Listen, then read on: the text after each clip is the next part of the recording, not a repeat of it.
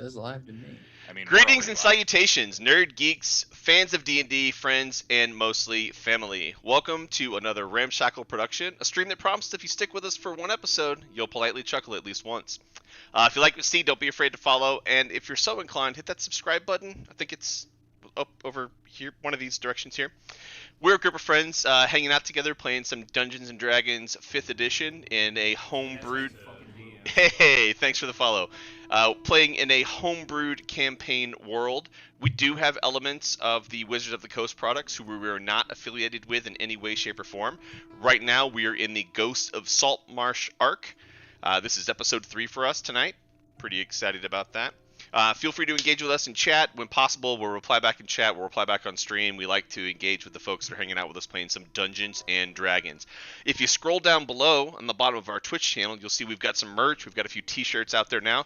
I'm modeling one of the lovely models here, the Ramshackle production logo. Oh. Yeah. Decently priced at only $15, so get yourself a t-shirt. And then as we have additional t-shirt IDs, we'll be popping them up on the store, primarily around comments that are made in game. I think we have one about feeding pets with axes or something we're working on right now. So one quick thing about last week, we need to retcon a couple things. 2 things happened last week we need to retcon. First and foremost, when Valkorian jumped through the window, he rolled a D20 dexterity check. And we had him take some damage. It was a DC 12, and one second. Sorry, one second, just making sure that we're clear before we move forward. So Valkorian jumped through the window, and DC 12, and he rolled a 9. Had roll damage, and did 4 points of damage. We actually only wanted to do 1 point of damage to him, so we gave him 3 points back. The other thing that we want to retcon, and we'll show you that on stream in just a second here, when Nimbus chased the baddies down to the bottom right corner of the screen, I said that they exited to the east. They actually exited to the north, the room to the north behind him. And so that's the other thing that we've retconned this evening. The other thing, let's see, house rules have been updated as well. So do ! House rules to see what the house rules are. We have those up for people to look at. They're all there. So enjoy looking at that. The story so far. So we'll get started on that in just a second. Just waiting to see what, I think if I do this. Yeah, so let me know, gentlemen, if we're going to be all clear here in a second. I just moved everything down. So. I'll holler. Thanks. I'll let them know we were live. Yeah. So what happened so far? In our first episode, the party got together in Saltmarsh for various reasons. Everyone was collected there for different reasons. Warren Forgeworn, our dwarf friend, was given a quest by Monastrad Steelbreaker to look into the haunted house east of Saltmarsh, in between Saltmarsh and the Dwarven Mine. Hey, thanks Daniel for buying the shirt. She put a challenge to him to take some other folks with him, and it was sort of an attempt to get rid of him. The party gathered up, headed out east, went into the haunted house, and quickly surmised that there was something afoot. Found themselves a trap door that was magically trapped, and they got rid of the trap by destroying the door. As one does. That's the most effective way to get rid of magically trapped things, is to obliterate them with axes and maces. As everyone knows. I'm also selling used underwear. That's nice. And going down into the cellar that was below the trapdoor, they were accosted by 3 individuals. They were able to dispatch one of those individuals, and 2 of the individuals retreated into the room just here. Just by Nimbus. So that's where we are, and the party is all together. Let's dive in. Gentlemen, and Aaron, what are your actions? So yeah, Nimbus kind of comes sliding to a halt up to this door that presumably just closed, right? These 2 guys just went through the door to the north. Yep, just closed, yes. So yeah, I'll call out and be like, Nimbus will say, come over here, lads, let's get these ruffians.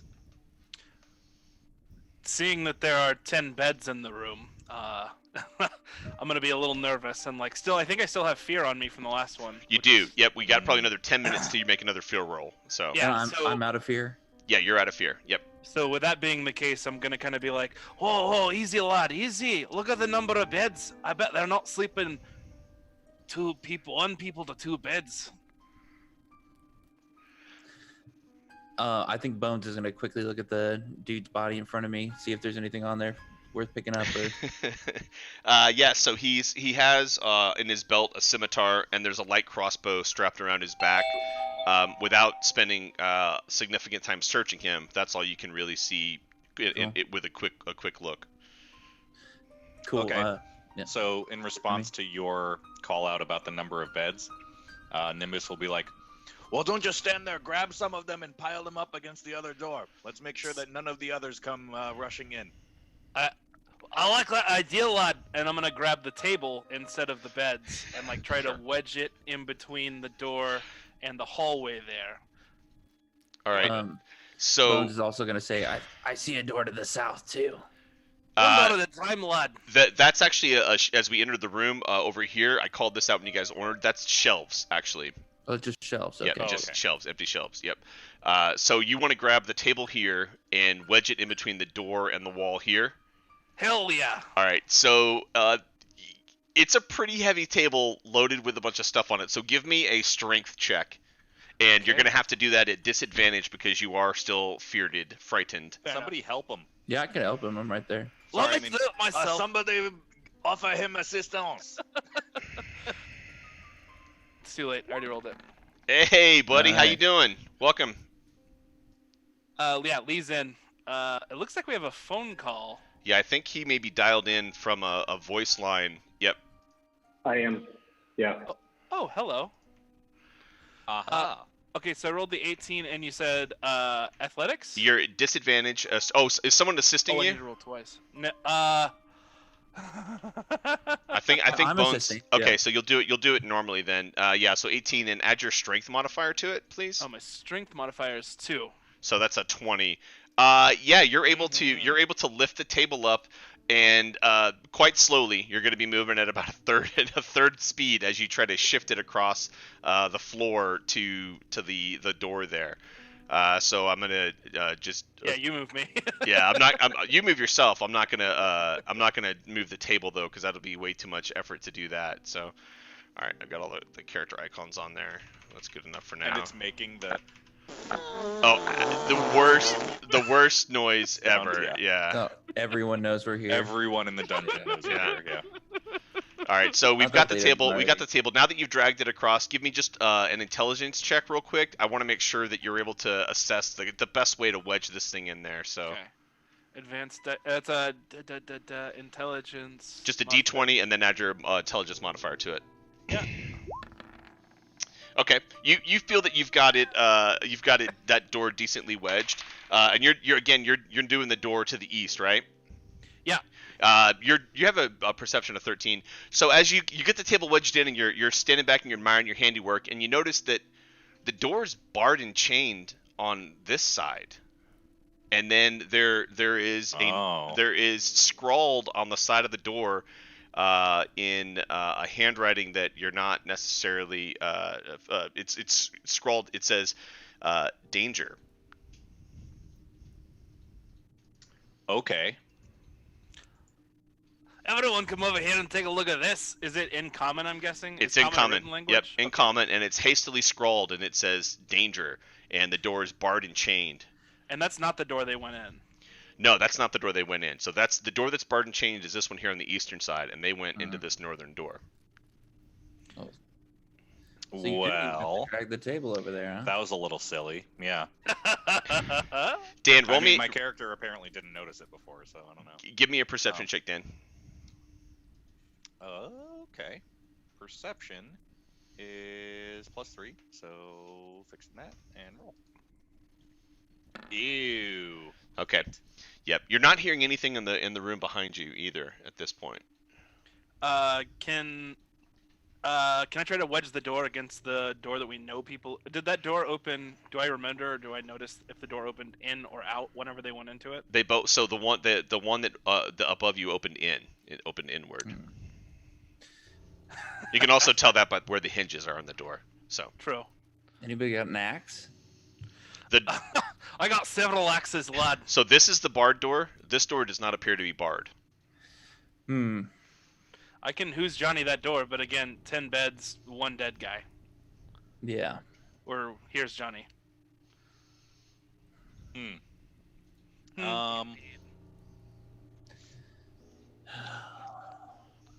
What do you? Well, What my do you? friends, do we pursue or do we prepare ourselves for what could be all 10 of the ruffians on the other side of this door? Do any of you lads hear really well? Someone ought to put their ear against that door so we know what they're doing in there. I can't hear anything. They probably got away. It doesn't sound like they're right on the other side. Boys, I'd hate to hear us end up just giving up fight here. It seems like this crew here's caught a case of cowardice. Let's make sure it's a terminal one. Nice. I like Nice. All right. Well, if we're all in on that plan, I'll take care of the door then. After you, mon frère. And I'll move to the door and I'll do my trademark kick on the door. All right. Yes. Maybe you'll As kill he's someone moving up, with it. as he's moving up, I'd like to draw my bow and be prepared to shoot in if there's somebody that hassles him. Copy that.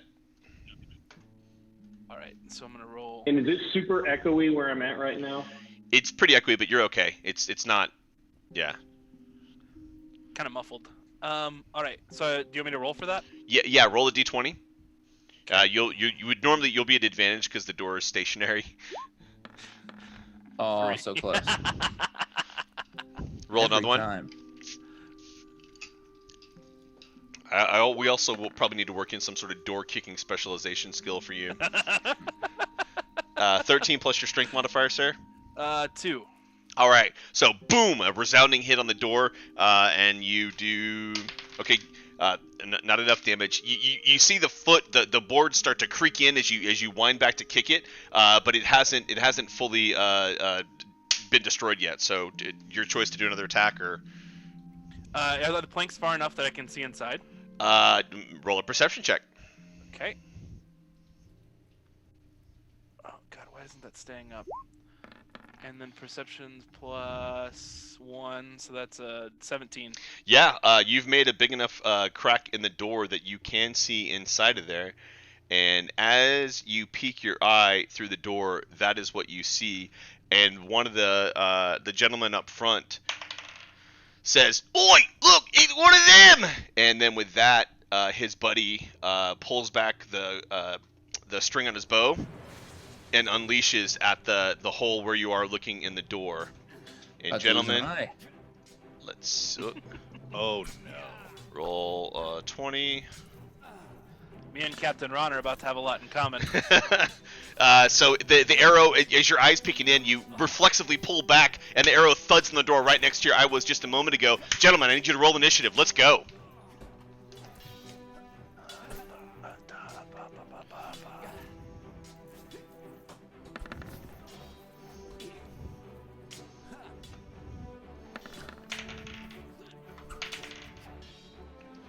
All right, 20 to 25. 22. Oh, wow. 15 to 20. Nimbus has a 19. Can you roll for Maris too, please, Dan? Sure. 10 to 15? Oh, I have 12. I'm bad at reading or listening. All right, no I gotta worries. turn down Siren's game. Yeah, same. I can turn it down too if it's too loud for you Oh, guys. I got it's it. We're okay. good. What did you roll, Dev? Oh, okay. My initiative's +0, so I rolled a 9. All My right, bad. and then I Bones. was just looking for my modifier. I couldn't find it. We just need Maris's roll. Yep, I'm pulling up his character sheet now. What the fuck is the problem here? Here we go. He's also confirmed he's not making it. Okay. Oh, shit. Oh, he's got a +4. Got that monk Maris- skills, yo. Maris has a 9. All right, so we'll let Bones go first. We'll put Maris at the bottom of the order. All right, first up, Valk, you had your bow ready, and when you see the arrowhead pierce the wood of the door and almost hit your friend Warren in the face, you're ready to react to that. You said No Bones? audio, Valk. I'm going to lean over Warren's diminutive figure and give him the air cover he so desperately needs and shoot in at the front one. Okay. Yep. Roll me an attack. Boom, +6, okay.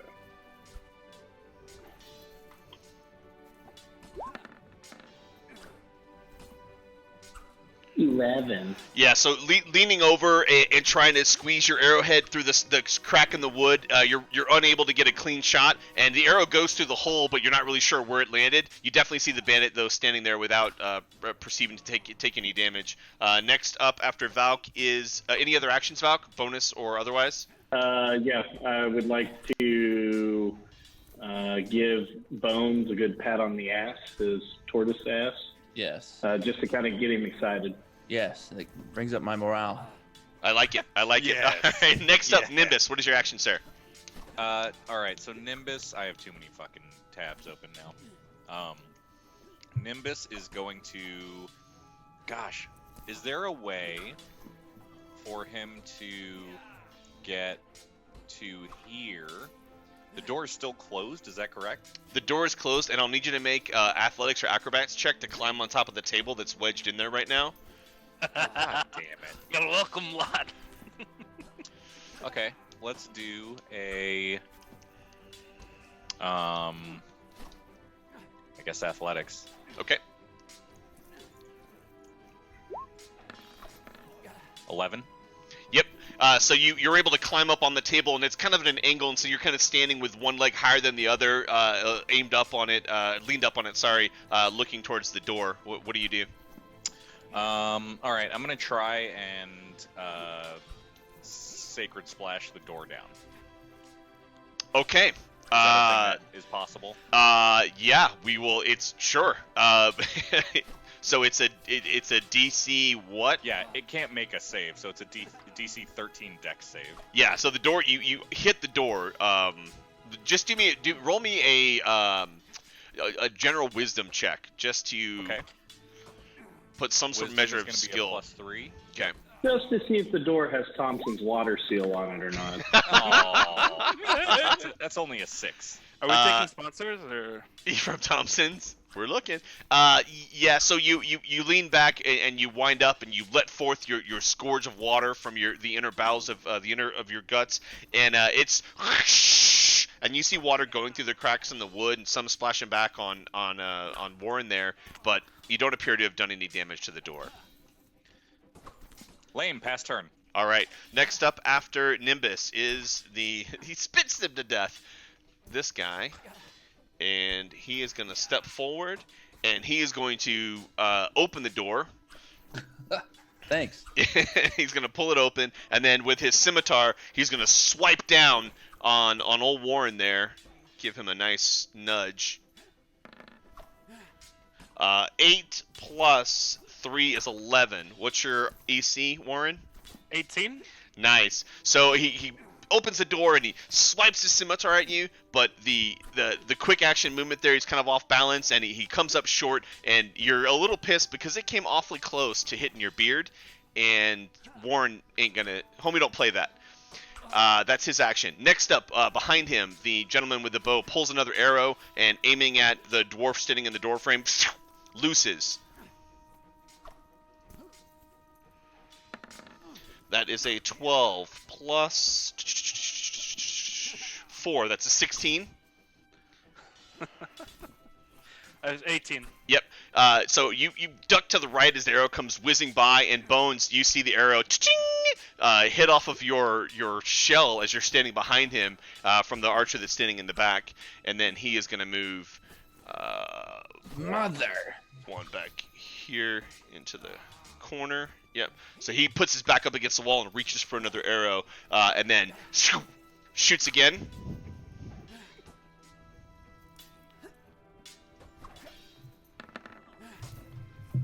Mm-hmm. 13. This time the arrow comes whizzing by in between the wall and the stone there, and lands right in between Valkorian and Bones, embedding itself with a thunk in the stone here behind the two of you. That's the end of their turn. Next up, Warren. The gentleman in front of you, by the way, he's looking a little rough. Yeah, that's the guy I'm pretty sure I hit earlier. So I'm gonna say nobody touches the beard, and like hit him really hard with my hand axe. Really hard. Really hard. Really hard. All my effort. All right, roll me a d20. Oh shit. So that's a 7 or 8. Oh, with What do I add to it? It'd be Sorry. your attack modifier on that weapon, which I believe for you is a 4 for your battle axe. Oh, yeah. Okay, the hit DC. Yeah. So that's 8. Yeah, so you rear back and swing your axe down, but your eyes are still a little foggy from Nimbus's spits bouncing off the wood back into your face, and you can't really. You know the best way to get rid of that is warm water is the best way to clear that out. So any other actions, movement or bonus otherwise? Can I ask somebody to spit in my eye? Well, someone spit in my eye. I can't see anything. Oh no, have you been afflicted by a jellyfish? Here, let me help. And Maris from over on this side says, "Oh, that's happened to me once before." Who sounds something like Grotto from fucking or Watto. Sorry. All right, that's Warren's turn. Bones, your turn, sir. Okay, can I move up where? You can't move into Warren's space. Warren. You Oh, I could. should have moved. Oh, it's all right. You can't, since you didn't know. If you want to move to the left or right there, Aaron, on your turn.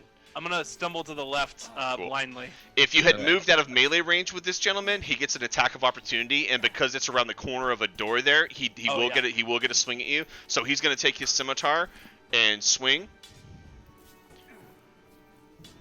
Oh no. 14. So he comes up short and his scimitar chink, the sparks off the side of the stone as he tries to strike at you. Now it's your turn, Bones. Okay, moves up, out of the way, dwarf, and then he's gonna take a swing with a scimitar. So, or with one of his swords. Yes, What do I have? cutlasses. You have 2 cutlasses. Okay, here we go. 14.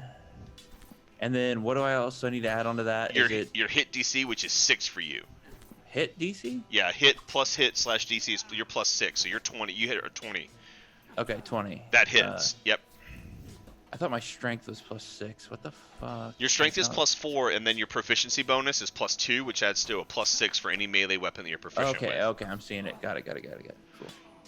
Okay, so that's Roll- the first one. Roll a d6 and add your damage modifier. Oh, got it. 4. And again, And then- it's your strength modifier, which is 4, so it ends up being a total of 8. So you say, "Get out of the way, dwarf," and you step up, and you as you're pulling your cutlass, you do sort of like the samurai pull to the slice maneuver with your cutlass, and you leave a gash, and at first you think that you miss, and all of a sudden a fountain of blood just starts coming forth from the guy's throat, and he collapses down, and he is expired. And I open my mouth and drink it in. Make me a hepatitis of the sea check, No, please. no. I'm joking. You still have your movement and your bonus action attack. Okay, so how much movement do I have? I have 30, right? You've So used 5, yep, so you still have another 5, 10, 15. You could engage with the archer in the back there, yeah. Cool. Yeah, then so is it possible to stop them, interrogate them, that kind of shit? Or is As we've Oh, said yeah. before, it's Dungeons and Dragons. You can do anything you want. We let the dice decide if it happens or not. okay, I'm just gonna hold up my final attack, and Bone says to him, "You're obviously outnumbered. It's time to give up." Okay, make a. Let's go ahead and adjudicate that now, if you don't mind. We'll skip past Maris's turn. Make a intimidation or persuasion check, however you're trying to phrase it. It sounds intimidating to me, but I'll let you decide. Okay, so my intimidation is +4, and then persuasion, is that what you said? Yeah, it's Yeah, also either +4. Yeah. Okay, so whatever, I'll go intimidation. Mhm. Yeah, So you're choosing whether the text is in blue or in red. Yeah, exactly. Yeah. I'll go red. All right. Roll a d20 and add your +4 to it. Yep.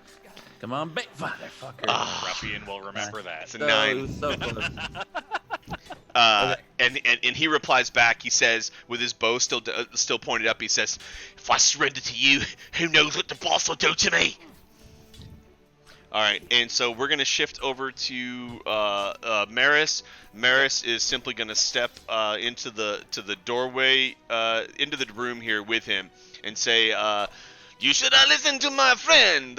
We don't want to kill you, but we will if we have to." Which is my best attempt at a French accent. It was I'm good. sorry. It was good. Well, thank you, Lee. Thank you.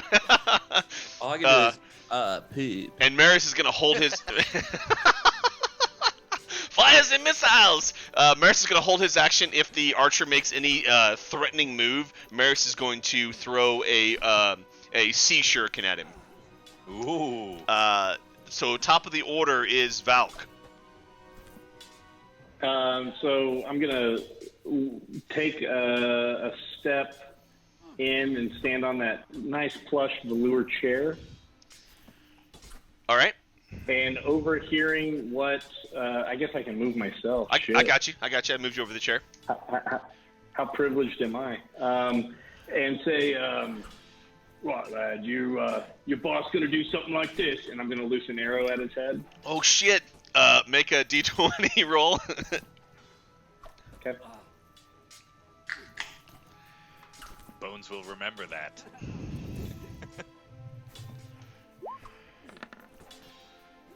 19. 19 hits. Roll damage for me, sir. Adding in another d6 for sneak attack.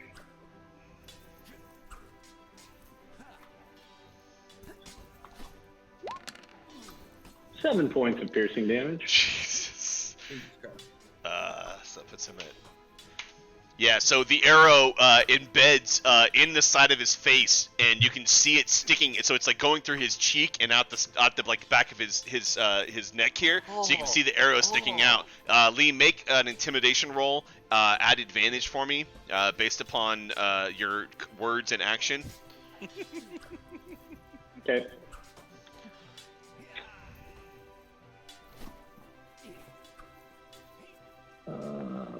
So I guess I'll roll 2d20 with the base modifier. We'll be able to see what it is. Oh yeah. Yeah, so 19 plus 2 is 21, and say, oh, I believe he's in a better position to be interrogated now. Jesus. Nimbus, your turn. Yes, I concur because you have added an additional ear to the side of his face for him to listen to us. And so Nimbus is going to 1, 2, 3, 4 declare a thumb war. No, he's going to walk up to this guy and kind of. So he's got this big hulking turtle who's got blood all over his face, like screaming at him and threatening him. Yep. Just took an arrow to the face, and he's probably doing pretty rough, right? So Nimbus is gonna put a hand on his sword hand. He's holding a. Is this guy holding a bow? He or still is got holding he a still has his scimitar? bow in his hands. Yep. Yeah. So I'm gonna lower the bow, just kind of put a hand on the hand that's holding the bow, and kind of like gently hold it down, and then reach up and grab the arrow that's protruding from his face, and like pull him over toward me, and go, do what the bloodthirsty turtle tells you to, or I will let him do whatever he wants to you, and I'm sure that your boss will be next. And with that, the gentleman lowers his bow and is hard. And I'm going to take the bow out of his hand and kind of put a hand on his shoulder and guide him to his knees onto the floor, like, you're done, son.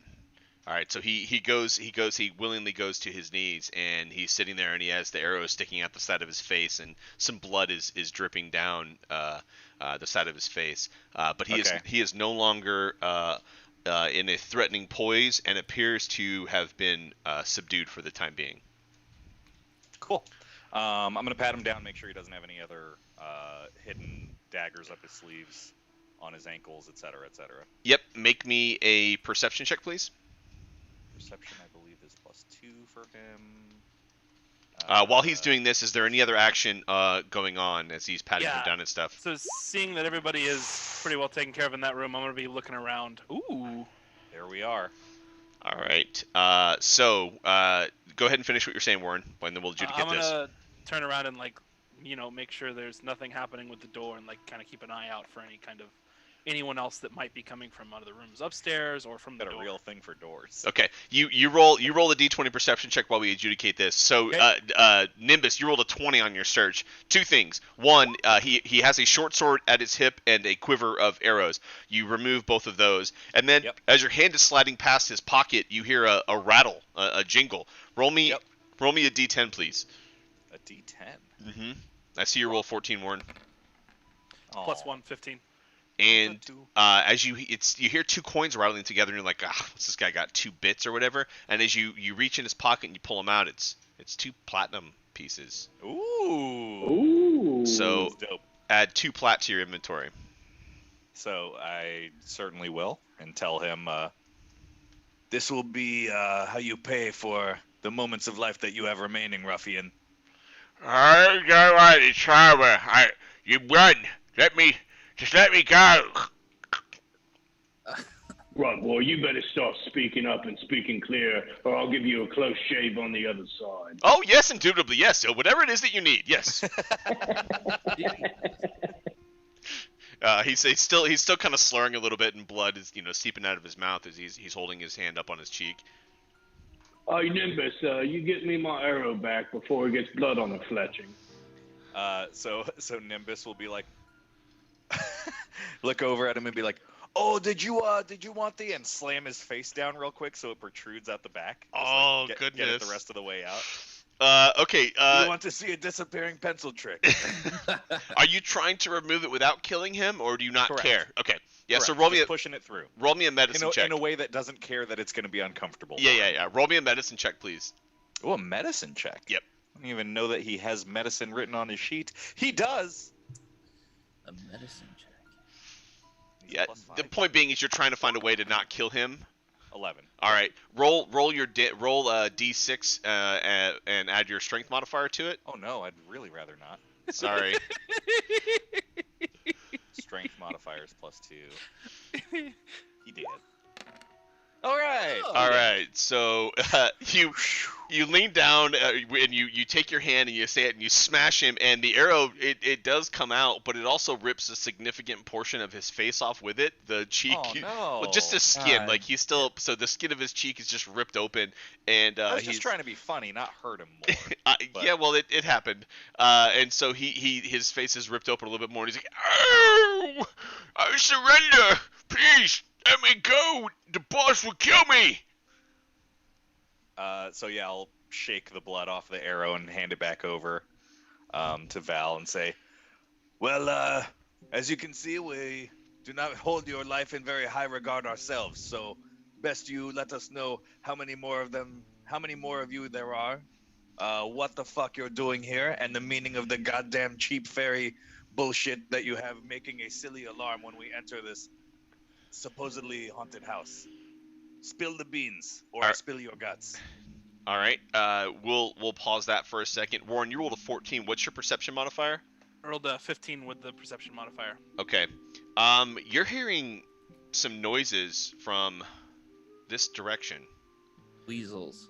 Well, lads, I think there's weasels or bandits out here. So, go ahead. And I would start. I'll check it out, and I'll start walking towards them. And Okay. anyone Uh-oh. can Join me. Uh-oh. Move. Anyone joining me? All right, lad, I'll come with you. All right, so pause there for a second. You got about Okay. that far before we move, and Lee, you can go ahead and move your stuff with him. While Nimbus is asking the questions to the gentleman. Roll an intimidation check at advantage. Just roll 2d20 and we add 2 to it as your modifier. Who's that?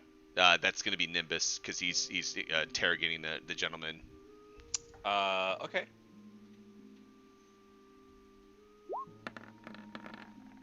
Uh, 18. Yeah. Look, we're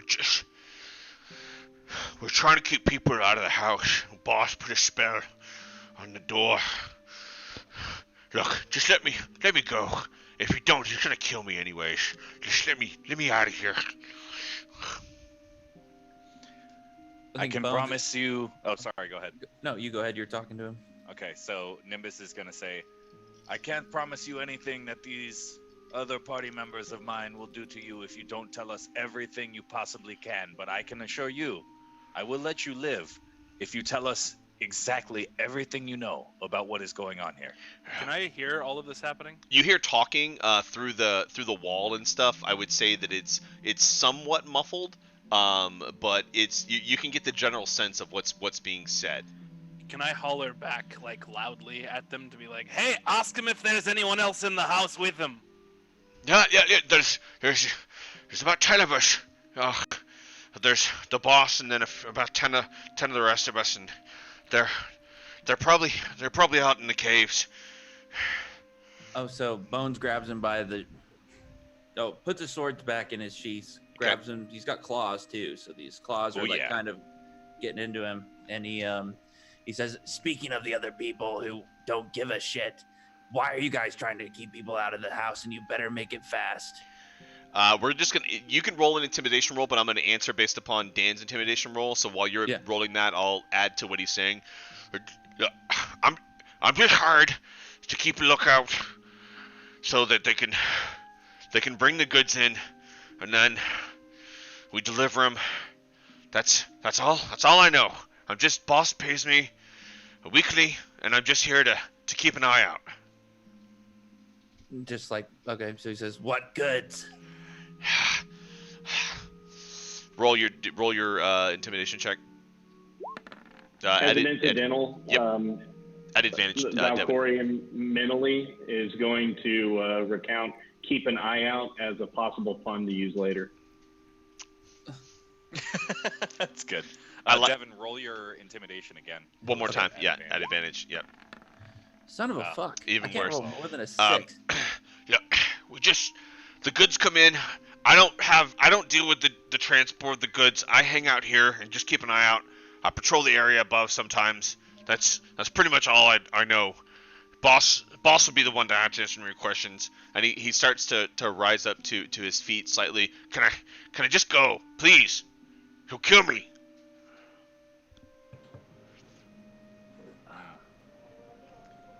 Where do the deliveries go? And with that, as you ask that question, Warren, you see the door, the shelving here peel away, and stepping through. Motherfucker. At that moment, you see a large, orange-skinned person with a top knot, humanoid, not person, sorry, wearing armor. And gentlemen, I need everyone to roll initiative. Somebody better yell about it. What? About it! Yeah, Oh, there you fuck, go. I rolled a 4. So that's for Nimbus, and then for Maris.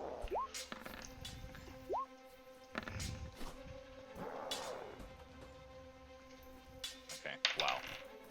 That's hilarious. All right, 25 to 20. 15 to 20. 17. 10 to 15. 12. 5 to 10. Yeah. 5. Nimbus has a 6, and Maris has a 9. All right, so Maris, Nimbus, and Warren. Yep. Followed by.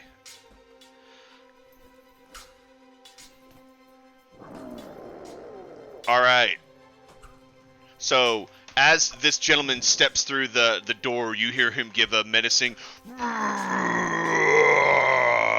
and he charges towards you, Warren. In the moments before he begins to swing at you, you recognize him as a hobgoblin, sir. So, 5, 10, 15, 20, 25, 30...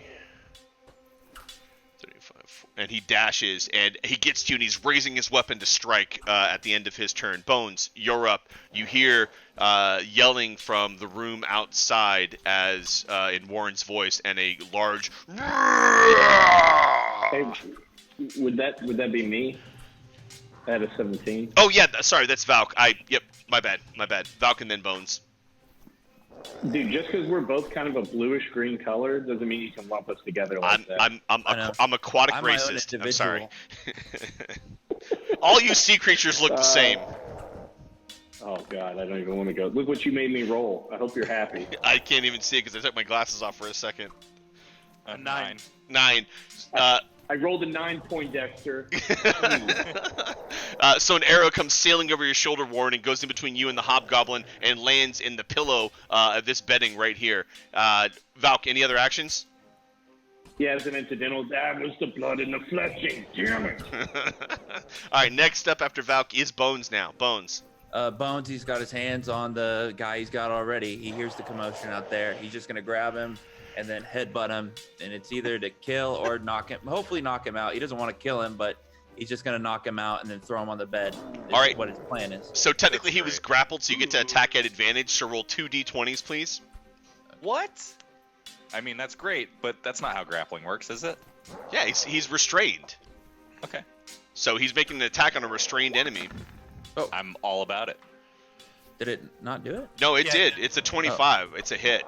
So it's a melee damage. So roll a D. Add your strength modifier to a D4. Okay. So it's D4 and half because you do 2 damage, and plus 4, so you do 6.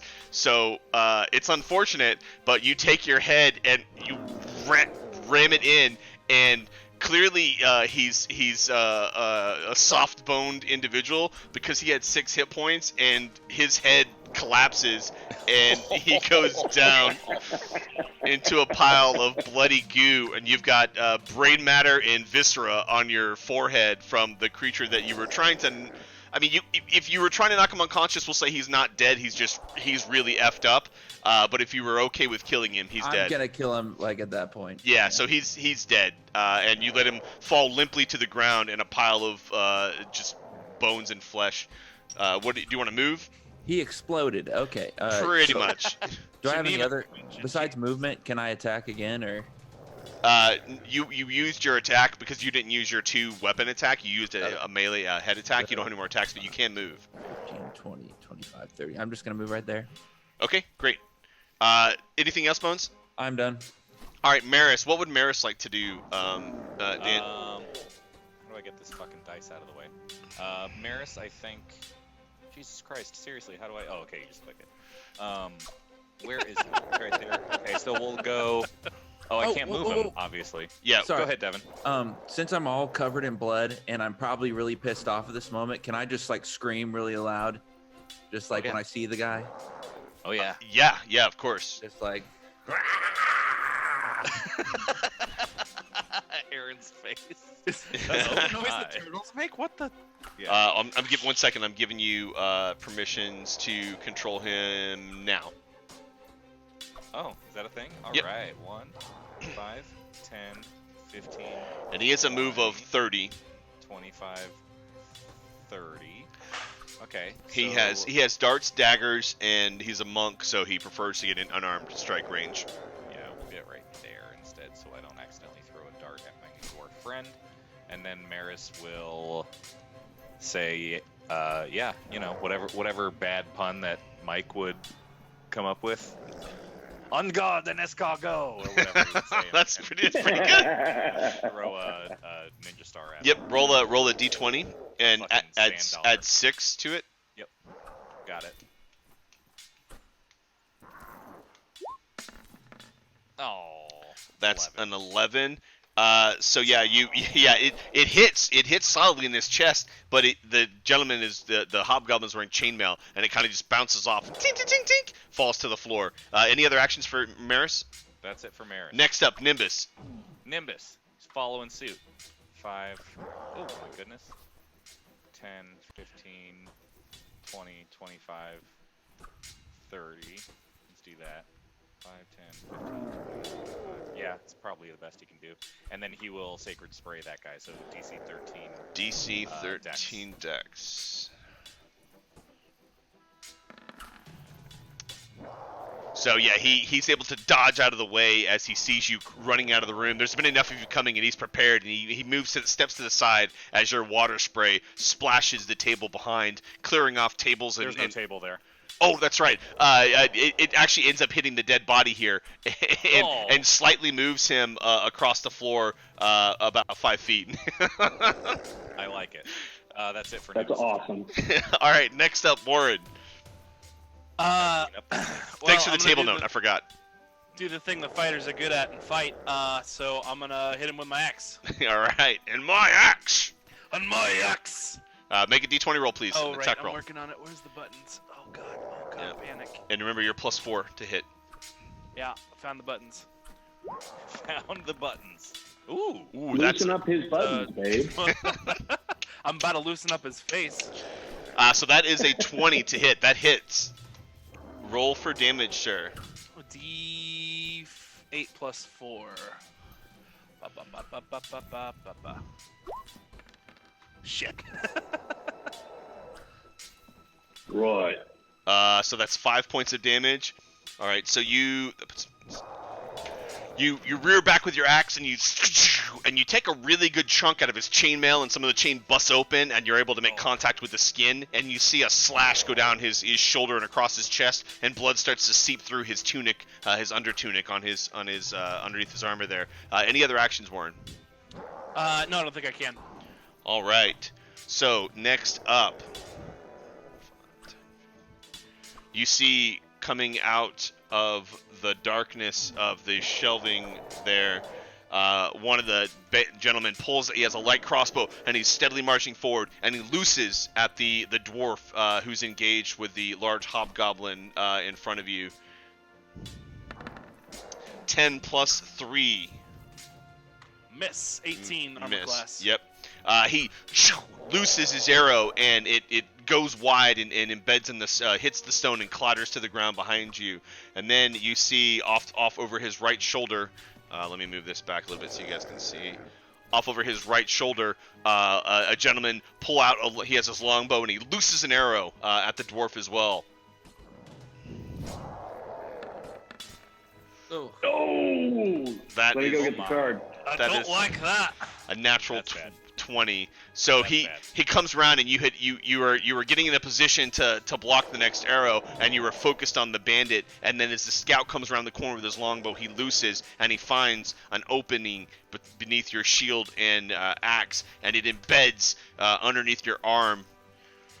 We are drawing a Nord Games card to see what type of damage Oh man. we do here. Let's see what kind of lizard folk I roll next week. Uh-oh. Boys, this one is dangerous. Okay. And is a shish kebab. If you have a melee weapon in your hand, Yes. so your axe is lodged, like your melee hand is lodged in by the arrow as it came in. It's called shish kebab. So you take 5 points of damage from the arrow that hit you. I only rolled a 2 on the damage dice, luckily for you. And yeah, your melee hand is where he got you in the underarm. It's pinned with your shield, or under your axe in your hand is pinned to your side like this. So you're kind of stuck moving for a moment. And that's their turn. bad. Yeah, next to the top of the order, the gentleman in front of you, seeing that you're disadvantaged in combat, swings his sword at you. Get another card. That's great. God, the drinks would be flowing if we were doing this live. So he rears back with his long sword. I've got you now, dwarf! And he goes to swing, and Remembers This that his is shoes are tied embarrassing. together. Yes. What are you wearing? Your swing misses its mark, and your hand or arm hits your target instead of your weapon. If the target is wearing any type of armor, take 1d4 bludgeoning damage. Nice. So he takes a d4 hitting Warren's helmet, maybe? yeah, so he's I've got you now, dwarf. And Oh, you yeah. you see him coming in for a swing, and you know one thing about yourself, Warren, and that's you are hard fucking headed. So you bend your head down and you catch him right at the wrist. Ah! And he starts cussing in Hobgoblin as he takes 4 fucking points of damage from swinging at you. That's great. And So funny. in between the damage that he took from your axe and that, you can see his wrist actually makes a cracking sound, and he's limply holding his longsword, and he looks pretty pretty effed up standing in front of you. Valk, your turn, sir. So looking over at the hobgoblin, and as he's kind of moving around, that slash across the shoulder and the chest reveals, and Valkorian says, "Oh, should have remembered this. Hobgoblin's got them pepperoni nipples," and it just looks like a total bullseye. And he goes to take a shot. That's great. A 12. Yeah, so your aim is true, but unfortunately he's shaking his hand because it's hurt so bad, and you hear a king as your arrow strikes the longsword and goes sailing off into the over his left shoulder there. Anything else from you, Valk? Movement or bonus action? Nope. All right, next. I mean, bonus action or ready another arrow. Copy that. I have to do that for reloading. Okay. Bones, you're up. Yeah. So my question about rage, the thing that I have, how often can I use it once a day, or what is the? Oh yeah, you can be using that multiple times a day. Yeah, You should. I think it's probably 3 times a day, even at level 1. Yep. The only caveat is you have to attack on every turn, or you burn that rage. Okay. It won't persist unless you take damage. You get 2 rages per long rest right now. So as a bonus action, you can go into rage, and it lasts 1 minute or 10 rounds. But you have to either be in combat or take damage to keep it going. Yep. Okay. So I think I will go into a rage now. Okay. That's your bonus action, going into a rage, so make sure to click that on your bonus action, hit the check mark to indicate that that's used. Okay, let me see. So would that be on my sheet? Mm-hmm. Yeah. Okay, bonus action. Oh, check it. I get 1. Oh, see, I see it. It's checked. Got it. Cool. Okay, cool. And now you have your movement and action, sir. So he starts screaming. He's just like 1, 2, that's 10, 15, 20. Go right there and attack. Roll a So you're at d20. advantage. Yeah, you're at advantage because you're raging. Okay, and then so that's +4. I guess I should have added that. No, I'm sorry. He doesn't. It's strength checks and saving throws. He's a +2 on melee damage. He's not at advantage on attacks yet. Yeah. Sorry. So it's Okay. 11 plus. So 6 what is my? Is it my hit? Sorry, I'm still trying to figure this shit out. Mhm. Yeah. So you're and my plus hit 6. is 4. 6. 6. Okay, shit. Okay, so that would be 17.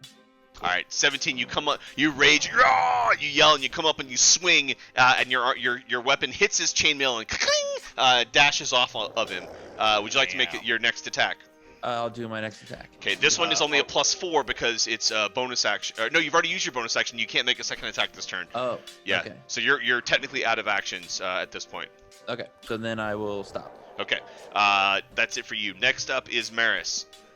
All right, Maris is going to join the fray. He's going to do 1 cartwheel, 2 cartwheels, and then do a spinning wheel kick, followed by one of those like poses like that before he goes and punch him right in the solar plexus. All right.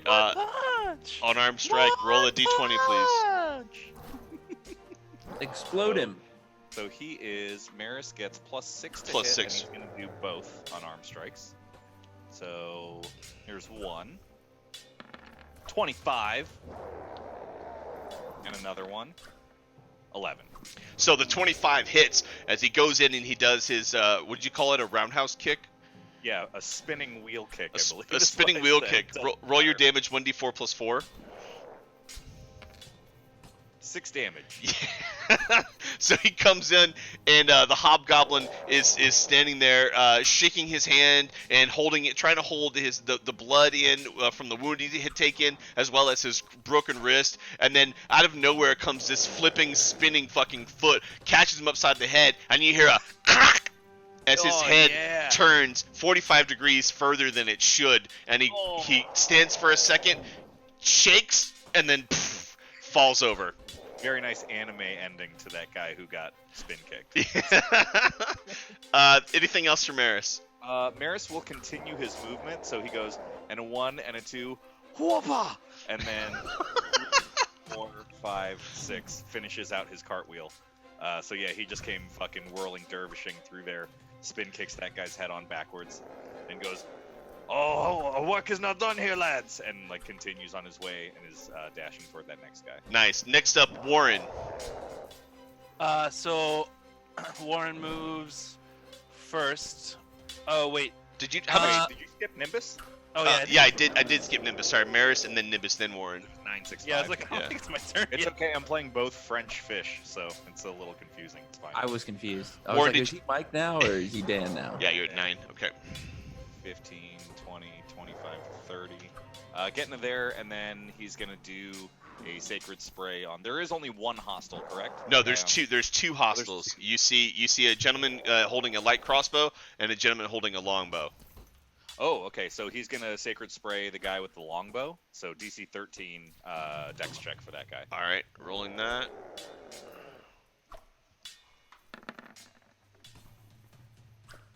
Does he make it? That's a 10 plus. No, it's only he comes up one short, so he doesn't quite make it.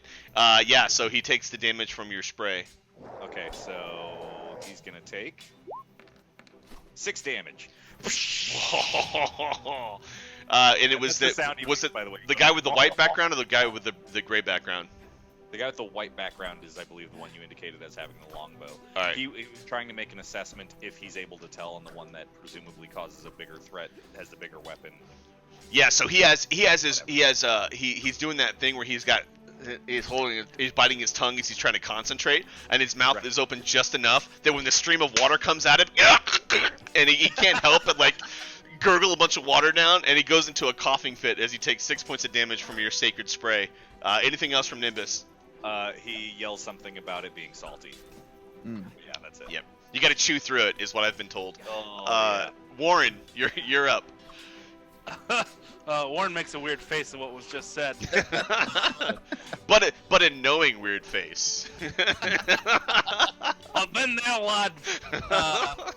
And then I'm gonna sprint forward. Oh wait, my arm is still pinned, isn't it? Yeah. So just make me a you can spend your bonus action to remove it if you want. Just make me a strength check. Okay. Low DC.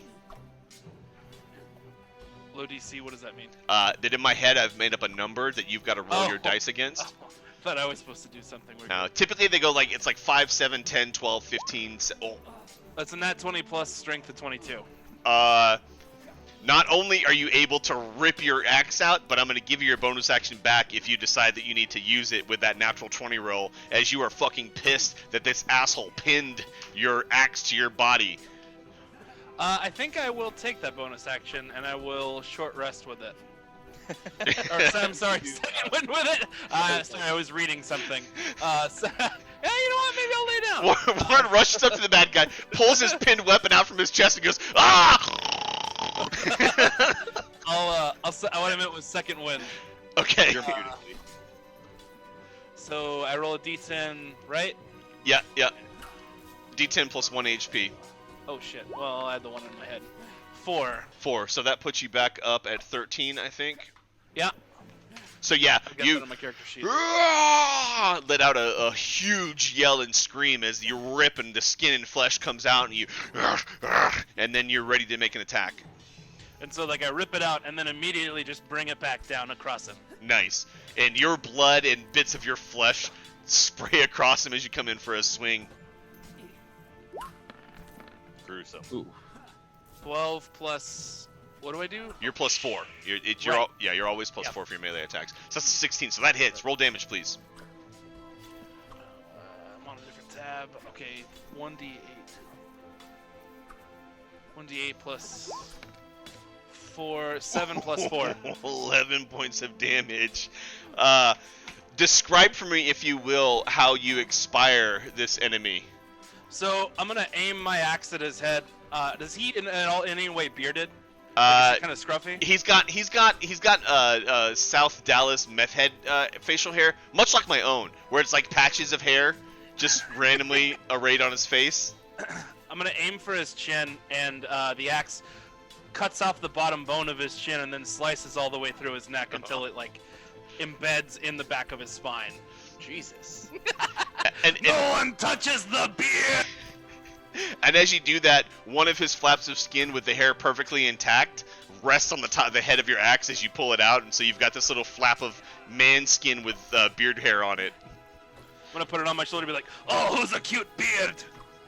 And like talk to it. Until we add to your inventory, scrap of man flesh, please. Next up after Warren is this gentleman here, seeing what has transpired and the demise of his buddy. 10, 15, 20. He disappears. God damn it. From whence he came, and you see that he's gone into a a tunnel behind this shelving unit here. Shelving unit from IKEA? It is, yeah, it's an IKEA shelving unit. Pronounced a skofurner.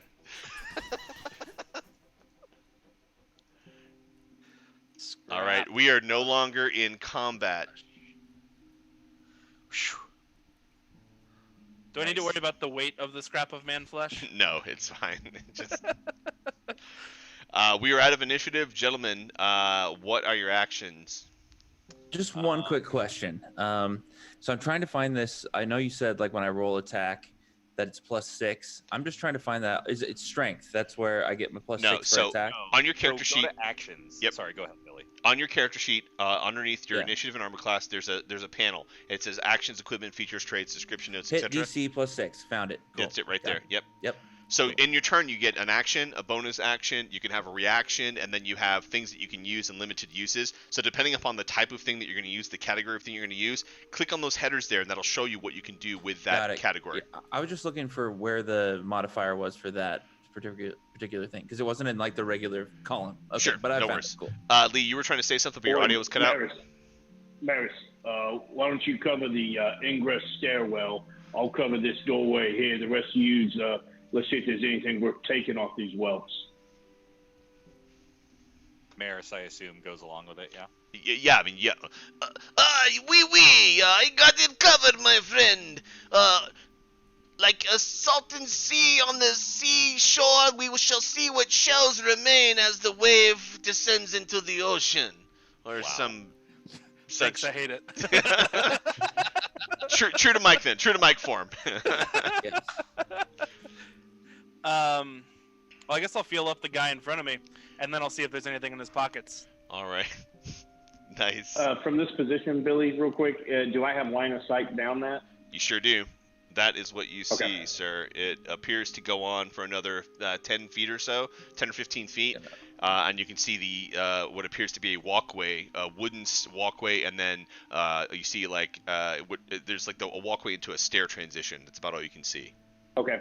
So I'll call that out and then have an arrow ready. Copy. And I'm assuming arrows ready for any hostile that you see approaching around the corner. Correct, sir. Okay, great.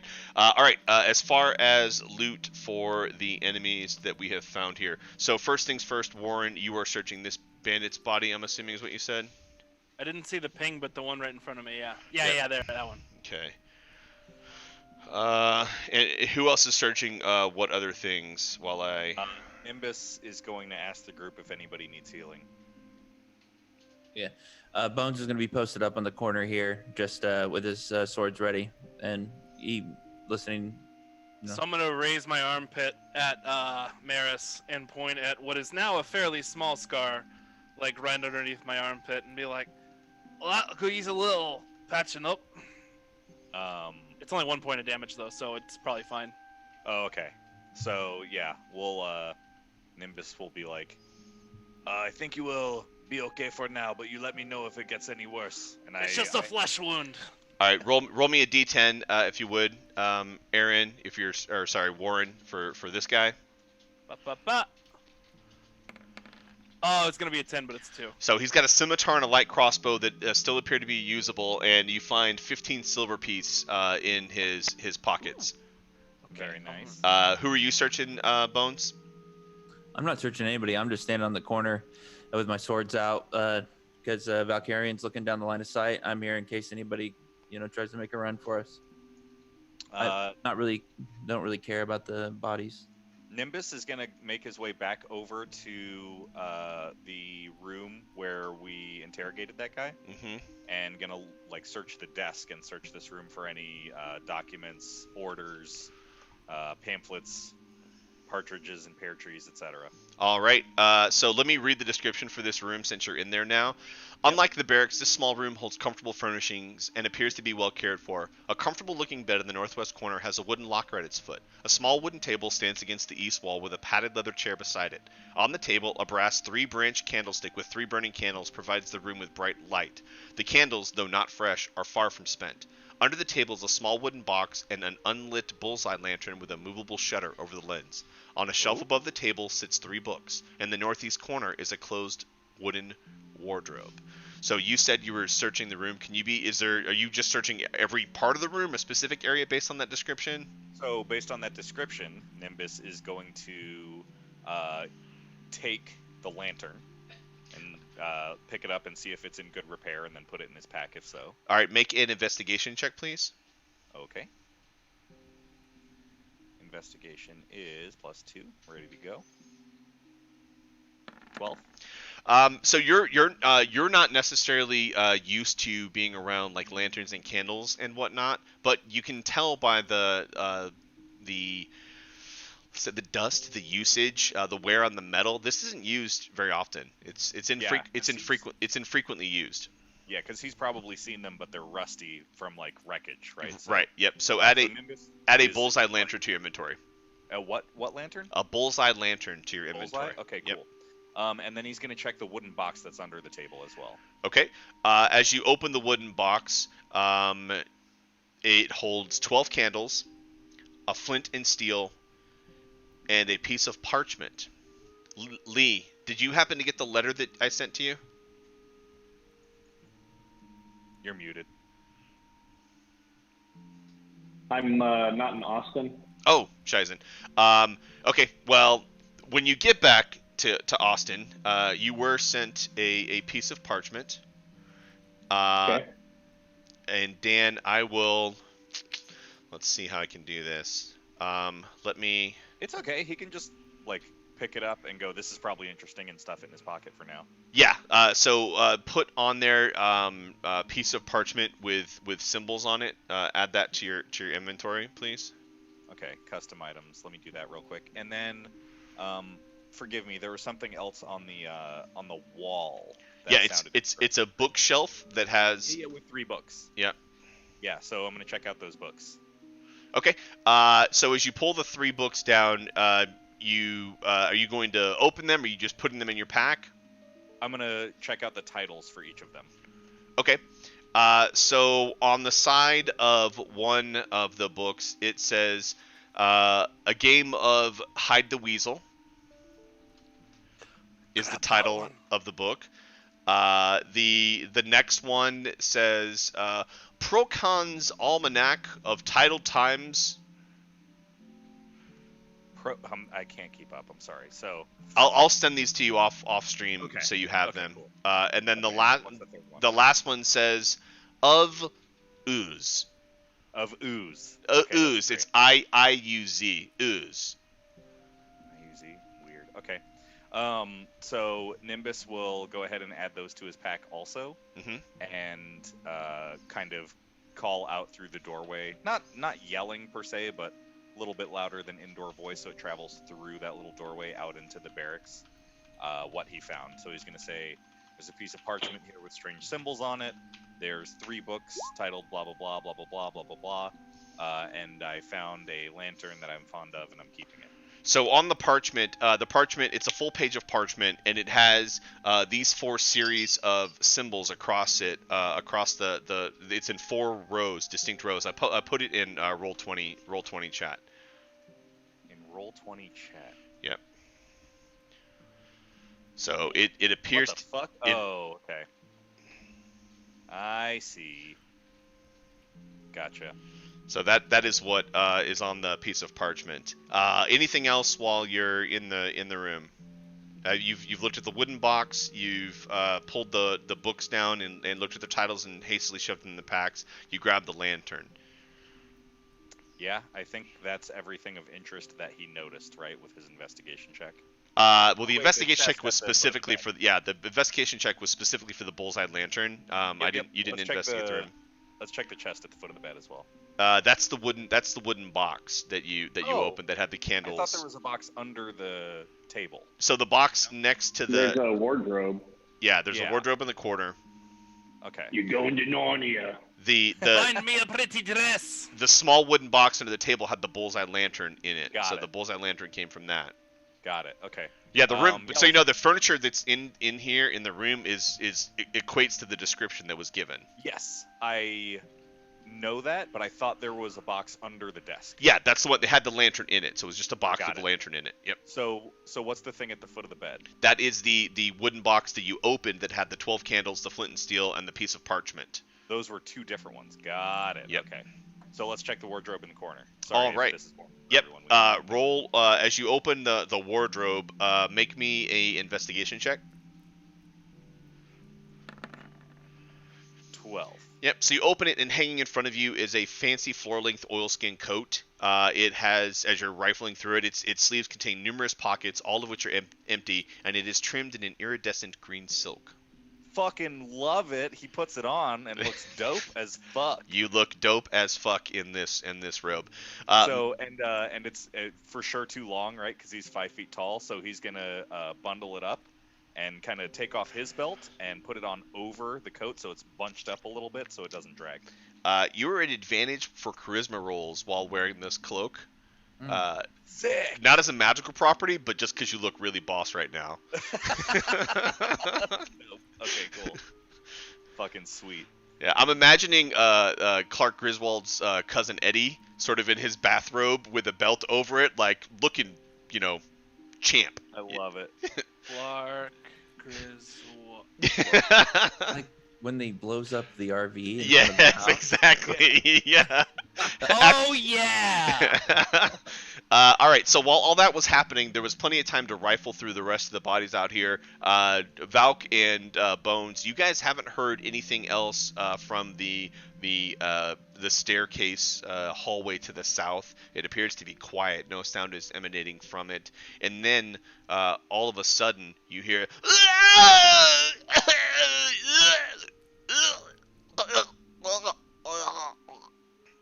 And then silence.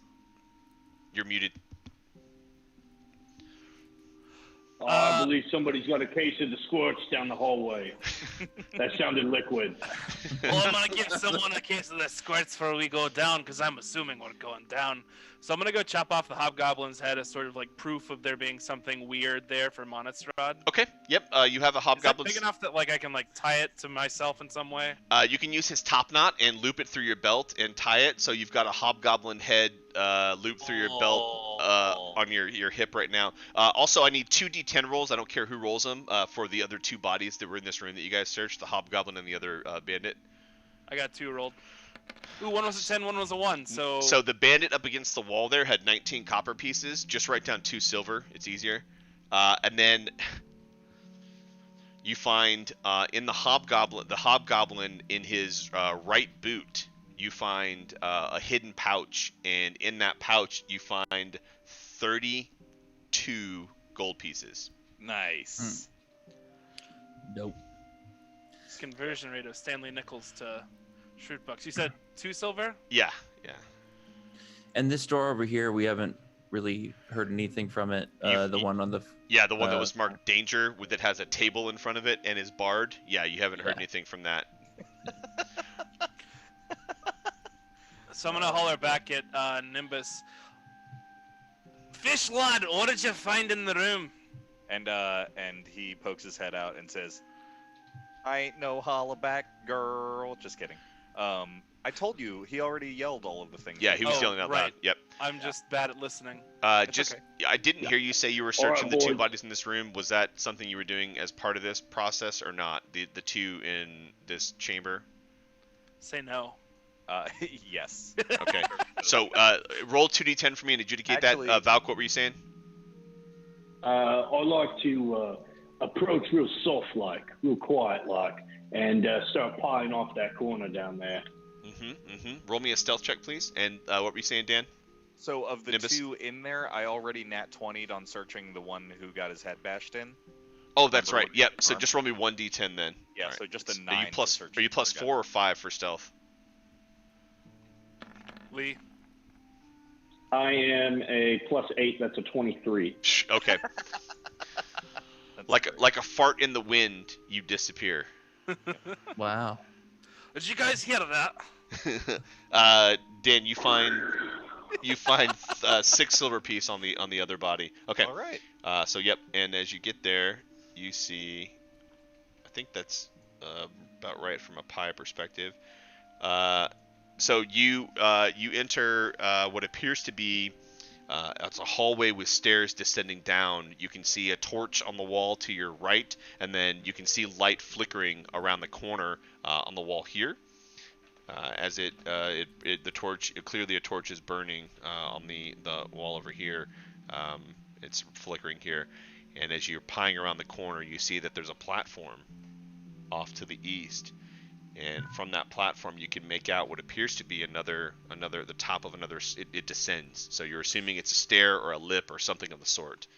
Okay, before we leave this room, though, can I just and nobody's done a perception check or anything on the other door to see if they could hear anything, or Correct. We just put a table up against it. Yep, that was correct. it. Okay, cool. Sort of put a table up against. Put a table next to it. So Bones is gonna yell out to Nimbus to ask him to check the door just to see if he hears anything. That would be it. So it'd be like, Nimbus, check the door over there. Let me know if you hear anything. Let me see if I can tell what's going on here. And he's gonna go over to the door and listen at it. You notice that as you look closer at the bar and chain that's holding the door shut, the bar is bowed outwards, and it's damaged and bent, as if something has been trying to push open the door from the other side. Okay. And as you get close to the door, you have to kind of move around the table and stuff, and so make a little bit of noise, and you hear, and you see the door shaking. So I'll call out and be like, my friends, there is a reason that this door has been barred and chained, and some massive behemoth is clearly on the other side of this door, and I think we may do well to help reinforce what someone has already done to keep this thing trapped away. Would I be able to see the strength of the metal on the door, like using knowledge of forgecraft? Make me a just general intelligence. Wait. Well, we don't know. Hold on. Sorry. We don't know what the fuck it is. It could be like a good guy that they barred up in there and he's trying to get out. So I think Bones is going to say, have you tried talking to it yet? Does it speak the common tongue? Just say something to it first. Okay, so you're all the way at the other end of the hall, and Nimbus is going to be like, you come talk to this fucking thing.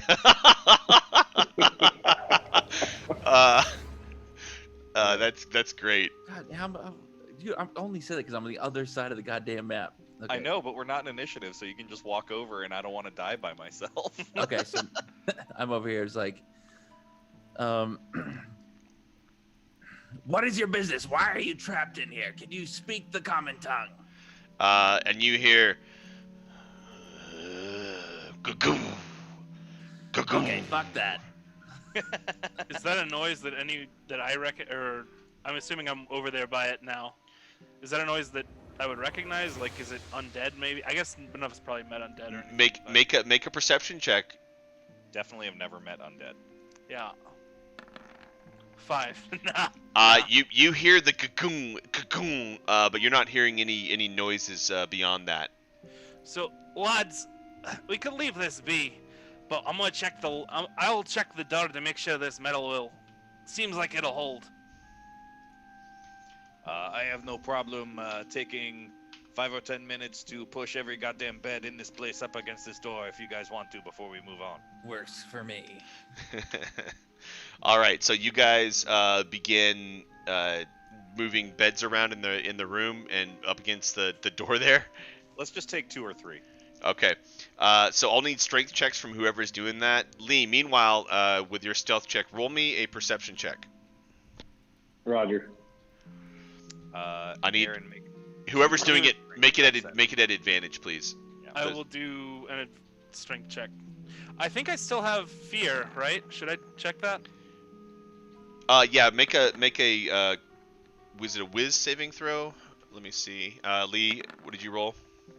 13 for the first one, 13 for the second. Okay. It must mean something. Yep, it definitely means something. You hear from over here.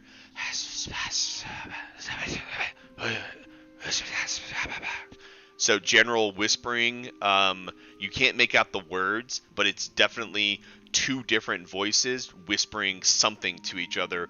One is clearly more animated than the other. So can I ascertain if that is more conversational, if it's chanting? Yeah, it's clearly conversational. It's like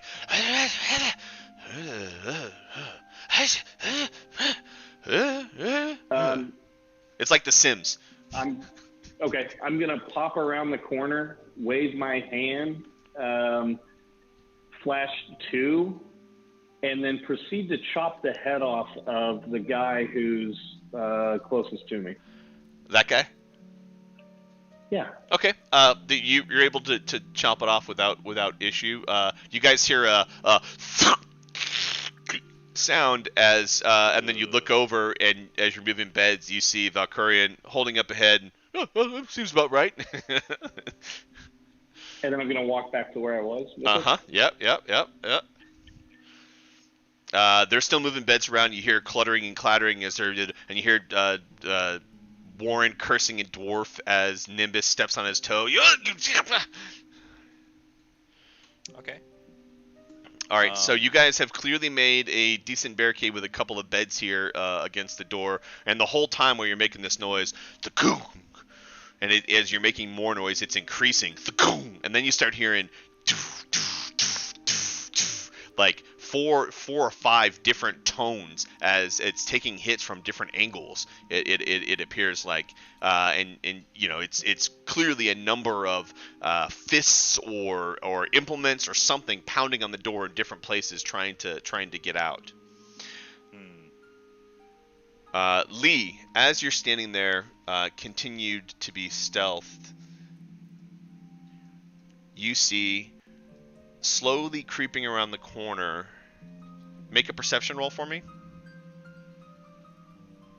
Oops, sorry. A 13. Yep.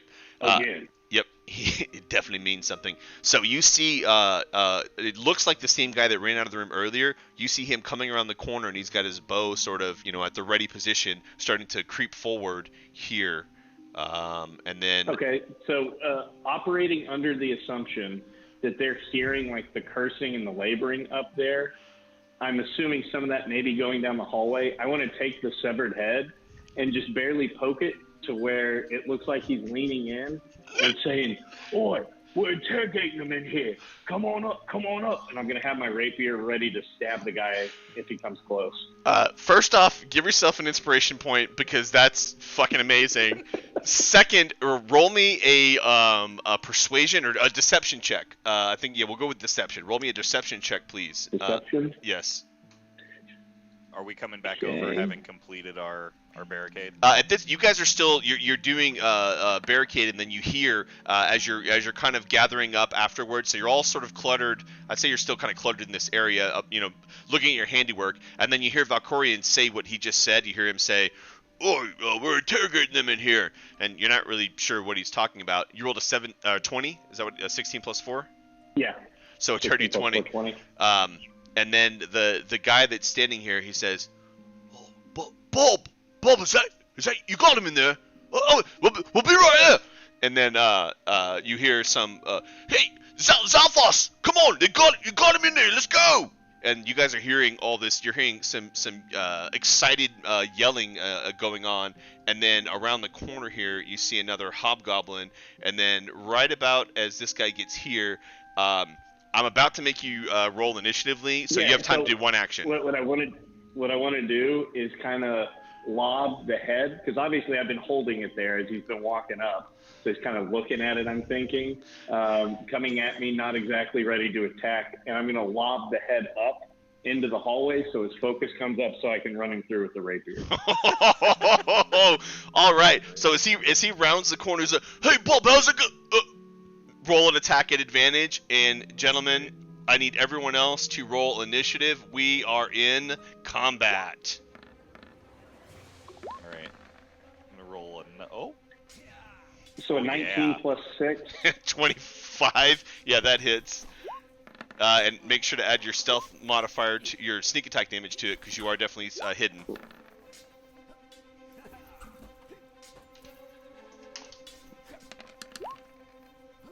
Jesus. 6 points of piercing. Oh, wait. No, I think my... that should be a D8 for the rapier. It is. Sorry. No worries.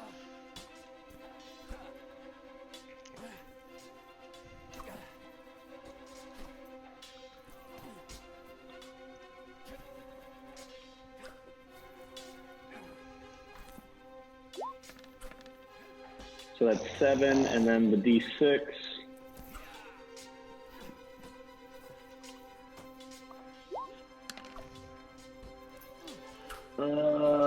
So that's 12 points of piercing damage. Nice.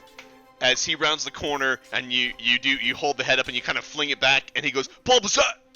And then his mouth is hung open as your rapier goes up underneath his chin into his medulla oblongata, and he's unable to make any movement, and he slides down onto your rapier, and he is deceased. No way. Just one-shotted him? One-shotted him. That's awesome. They don't have a lot of hit points, but they have decent AC, and he came around and rolled a 25 and just like... And he's kind of, and so as he's sliding down, you pull your rapier out and flick it, and the blood goes off to the side, and then you've got your clean blade again. Very fancy, nice. Very fancy. And then you've got, we're into combat now. 22 for initiative. All right, so that's anyone higher than 22? 15 to 20. 18 for Nimbus. 15 for Bones. And then a 16 for Maris. Okay. 3 for me. Yeah, I saw your roll. All right, so Valk got his free action. Valk, because of your initiative, you get another follow-up action here. So it's your first round in combat onto you. So hey, thanks, I'm Panther. going Appreciate to move back 5, 10, 15, 20, 25. And ready my bow. Looking for. Well, is that an action for me to switch from the rapier to the bow? No. We'll say that you can drop your rapier to the ground as a free action, and then pull your bow out. So you can set your rapier just in the ground next to you if you want. Like a badass. Okay. So I'll do that. Have an arrow knocked, and what I would ideally like to do is, as that hobgoblin comes around. If he gets in base-to-base contact where I'd be able to get sneak attack damage, I want to take a shot at him. Noted. All right. Like face-to-base with one of my peers. Hey, thanks for the follow, LP Panther. Appreciate it, man. And that's how you fucking DM. Nimbus, you're up, buddy. So Nimbus saw the commotion, right? Saw him like throw ahead and then stab into the darkness there and then come running back in and then ready an arrow. So Nimbus is going to, I'm on Twitch and not on Roll20. Here we go. 5, 10, 15, 20, 25, 30. 5, 10, 15, 20, 25, 30. So he's going to take the dash action and get right up to the doorway there and kind of put his back to it and pick up his Warhammer and be ready to go. Okay. That's it for Nimbus. Noted. Next up then is the Hobgoblin. 5, 10, 15, 20.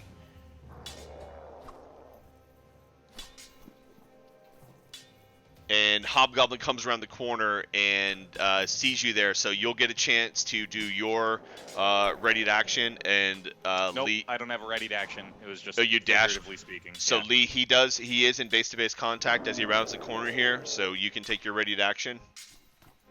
Okay, I'm going to go ahead and fire an arrow. Copy. 13. Yeah, you were holding it for a long time, and after the adrenaline rush of what you just did, you loose, and it sails wide and embeds in the shelving unit. The Hobgoblin takes his longsword and swings at you, there, Nimbus. Mm-hmm. Damn it. Oh. I need a crit hit card for... Oh, that's bad. Inbound.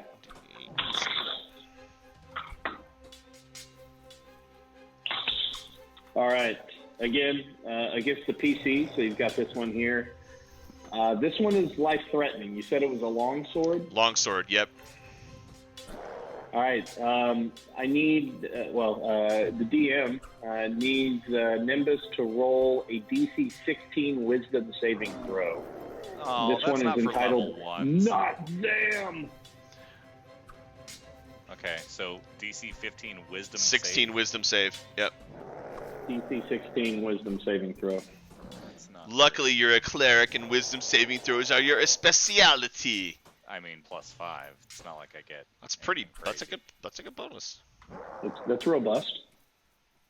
Ooh. Yep. No. Close. I'm 9. going to turn in my inspiration for him to be able to re-roll that. Reroll that. We do that? Yep. Oh my. Oof, better. Nope. It's 14 total. He has to make. All right, on a failed save, you become frightened of creatures of your attacker's type. So Hobgoblin, repeat this save each time you face creatures of this type until you have defeated 3d12 of them. So let's just get out of here. let's just make that roll 1d6. Oh god. Okay. That's super beefy for level 1. We could just go hobgoblin hunting. So 2. So yeah, you are. We'll make a mental note of that. But you are. He comes around the corner and he swings his longsword and he hits you for. Let's see.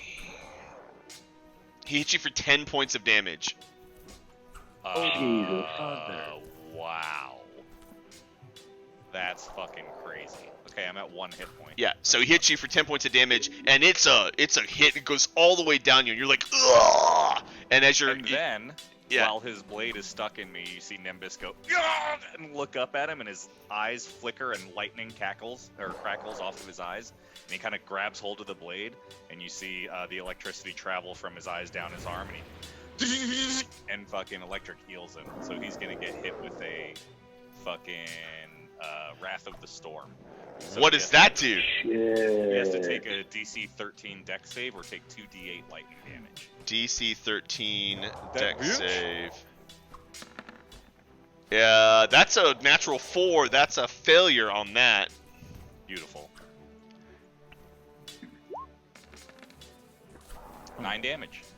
Fuck him. Nice. Cool. Yeah, so as he comes in, he swipes across you, and as his blade is just about to leave your body, and electricity goes up the tip of the blade, encircles his hand, and he begins to shake.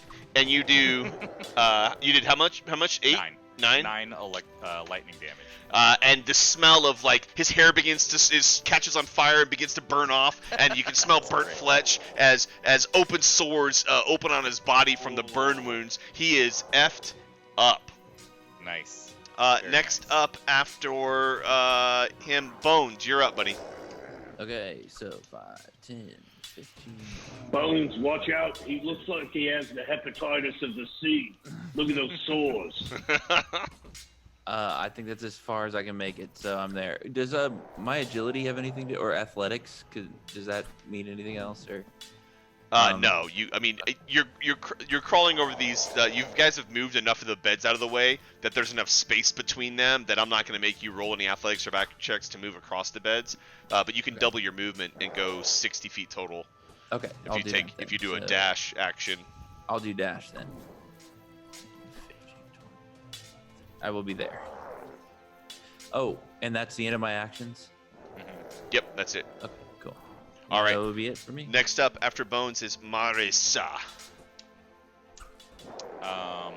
Okay, so he's right there. So Maris is going to go 5, 10, 15, 20, 25, 30. Actually, 5, 10, 15, 20, 25. Yeah. So he's going to come to the aid of his Triton brother and run over there and fucking give him the 1, 2, 3, 4 kung fu. Hey! And hammer him in the stomach a bunch and then punch him in the face. Nice. The speed bag punch thing. Exactly. Yeah. So all right. he's gonna roll 2 d20s, and he is, I believe, +6 to hit. Yep. Lee, I got your gifted sub. Thanks for gifting the sub, Malevolus. Nice. 18 to hit on the first one. 18 barely hits. Yeah. Oh, and 8. That So one the is first not one hits. Roll damage, please. hit. Yep. Make And I it believe count. that's D4 +4. Yep. 7 damage. Describe for me, if you will, how he expires this enemy. So Nimbus So Nimbus just got done shocking this dude, right? And his hair's smoking and he's blistering all over as he's getting electrocuted. And so while that guy's getting the old Home Alone, where he's going, and you can see a skeleton through him. Maris comes running around the corner and just blasts him in the head while he's being electrocuted, and brains go everywhere. Just punches his head. Done. That gentleman is Very dead nice. as well. And I threw my dry. Oh, there it is. My dry erase pen on the floor. Where it Can you tilt the belongs. camera down while you're bent over looking for it? Thanks. That you guys are out of initiative, out of combat. You have defeated another pair of enemies and made a lot of noise. Yeah, I bet. Run up to Nimbus. You all right there? You're bleeding pretty heavily. Yeah, Nimbus is gonna kind of like stumble over onto one of these beds right here, and go, "Oh, my friends, I have taken a grievous wound. I would benefit greatly from addressing this and taking a breather for a moment. If we cannot afford to take a short rest, then I will at least need to use some of my magical powers and drain those resources to heal myself. What do you guys think? I'm gonna Do we start need to press on?" cutting. I'm gonna start cutting sheets up for makeshift bandages. Okay. So yeah, so meta version of that is Nimbus is asking, do you guys want to take a short rest, or should he use healing spells? Got all these beds and we barricaded the doors. I think we could take a rest. I mean, we could all go pile in. We could all go pile into the smaller room if we think that's safe, but we also know we've made quite a commotion, and if we try to rest, there's a good chance that the friends of these folks will be chasing us down now. Let us count how many we have slain. We know there were only 10 besides the boss. there should be 3 left. Is that right? There's We have 7. seven. Dan, Yeah.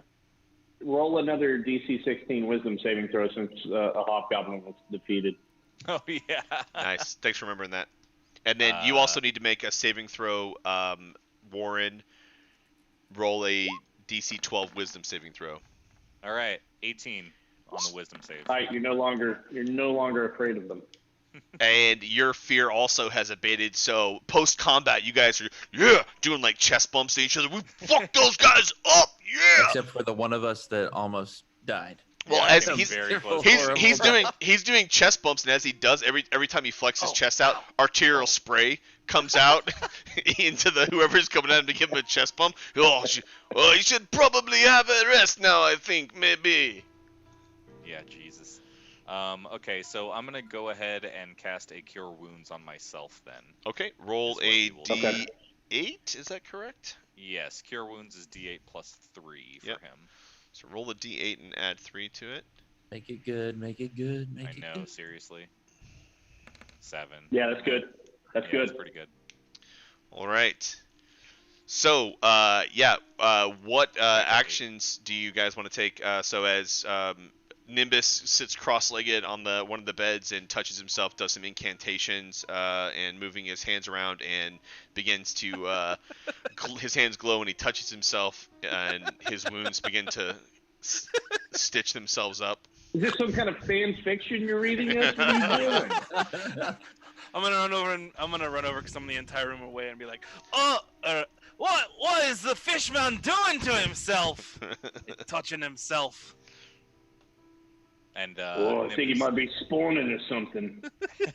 Nimbus will explain briefly, like his Hey! historical studies that he did in full gore, and how he's taught himself through ancient texts of his people how to harness healing powers through his god.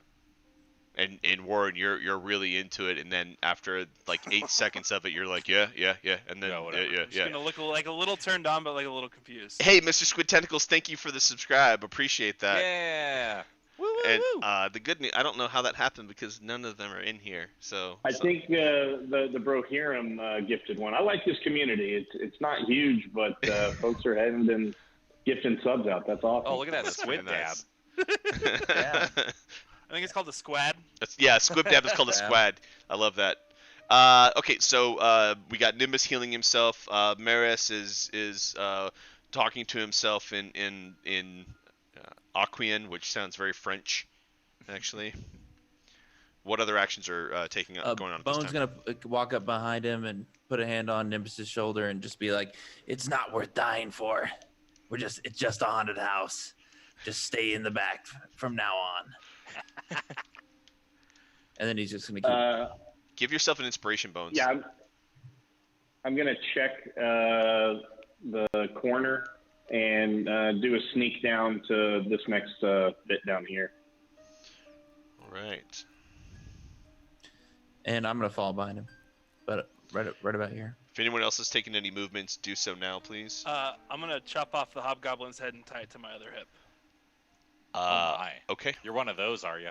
I've got a point to make to this fucking ball. He's dwarf truck nuts now. Make caves great again. Question: Does Sea Elves have dark vision? Yes. Is it 60 feet? Double checking. Going to features and traits. Dark vision, I can see 60 feet. Roll me a perception check if you would, Lee. Sorry. Do you want to stealth before then? Yes, give me a stealth followed by a perception check. So stealth of 26. Yeah, of course.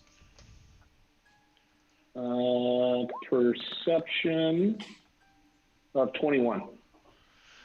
This dark, uneven, naturally formed cavern is about the cavern to the south of you here. Appears about 20 feet in diameter, and the entire area to your south and southeast, it slopes perceptibly down. Not so much though, so that like you have to like backpedal to stay upright, but it's definitely a steep decline through the cave into the south and southeast. And then you notice right here at the edge of your dark vision, you see. You can't really tell what it is, but it's some sort of, and the black and grays of the dark vision, it's some sort of raised mound, not more than maybe half a foot high, maybe 3/4 of a foot high, and it has a bit from the little bit of light that escapes that is trickling into the darkened area there. It has a sheen on it. Like ooze-like sheen? But you'd have to get closer to be able to tell for sure. It was a pretty good perception roll, but at this distance you can't really get more than there's a sheen, and it stands above the ground. So. Oi, Mr. Bones, would you mind going back to the stairwell and collecting my rapier and bringing it down here? I'll keep an eye down this way. We've got 2 pathways. They both slope down. Where you left your rapier over here? By the stairs. Yeah, sure. What is it? Hold on. Okay. Yeah, oh, God damn it, Valkyrian. Sure, I'll be right back. So he goes up here, grabs it, and then brings it right back to him, I guess. Thank you. Come join you guys in the stairwell. As without even just a perception check, you can hear what appears to be water as well, and you hear drips in the cavern. The entire cave structure that you're at the mouth of, you smell the open sea, Valkyrian. It's clear to you that at some point in this cavern, it connects to the salt water. You're not necessarily sure where, but you can definitely smell the sea. Both of the Tritons go, oh, it smells like home. What are your actions, players? So further down, directly south of us, down this way here, I'm going to point down in this direction. There's something shimmering down that way. Looks like a small mound. We need to be careful, but how you guys like to proceed? Oh, it looks like a major league type of sheen you have there. We should go investigate. Can Bones travel when he's like more shell prone? Because that's one of his traits, is that he can. When you go in your shell, you can't travel. You're stationary at that point. You're essentially you're turtling up. You can certainly attempt to do that. Yes. I'll keep that in mind for later. Yeah. Can we see lights from any other torches, like that are not necessarily in sight, but like? You see. Make a perception check for me, Warren, and you're gonna need to lean out into the hallway to get a better view if you want to go. I'll go right here. Yep. Okay. Mostly because I'll be in front. I thought it was gonna be 15. 15 plus. I should learn to do that better. 6. I ain't see shit. So you see at the end of this tunnel, or along this tunnel path, you see another torch in the distance. The entire area along the wall here, on the northern wall, or what appears to be the northern wall, is lit. However, everything to your right here and then down this way descends into darkness. There's no light in that area. And I missed it. Valkorian has some deep eye, like dark sight. He has dark vision. Yes, he can see in the darkness. So in this area, he's seen some sort of mound with a sheen on it. Not a major league problem, but definitely you're going into Indians territory. Right, I'm just the kind of hot shot to take care of this. Let's Watch go me up there and use my look. wild thing here. Yeah. Oh no. I'm gonna grab onto the tail end of his like shirt as he's going, and just like tail him really closely. All right. Yeah, I think I'm gonna do the same.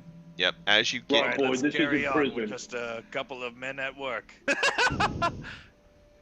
Would you say that we're in a land down under?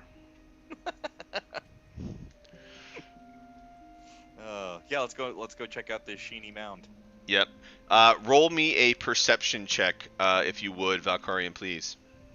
Oh, yeah, Roger. Well, that's a 10. So, what you notice in this area, you can see bubbling as you get closer and around the corner. It's still bubbling, and just outside of the bubbling, what appears to be, you can't really tell the color of it in the darkness, but it's definitely a lighter color than the ground. You see, like, an arm bone sticking up at an odd angle. You see the metal bits of the front of a crossbow. You see 3/4 of a sword sitting outside of the puddle, the tip of it in the puddle as it bubbles and foams around the metal. Oh. Right, boys, you may not be wanting to go too deeply down that side.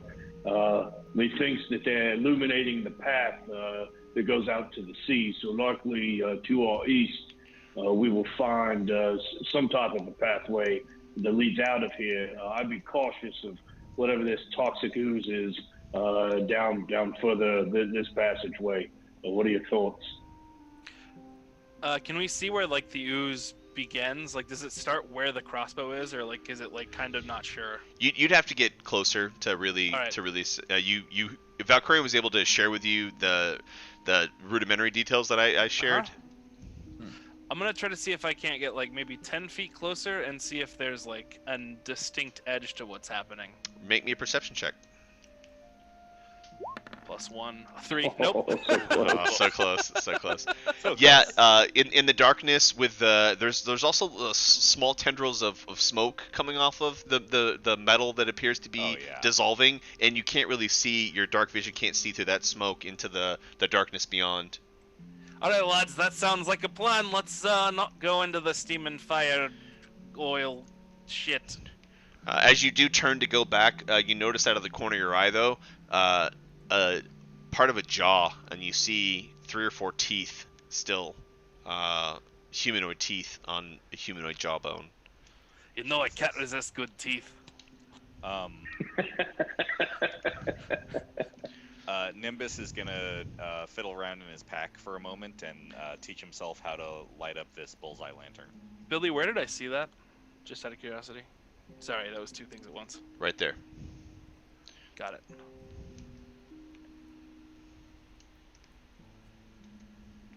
All right. So you're lighting the bullseye lantern.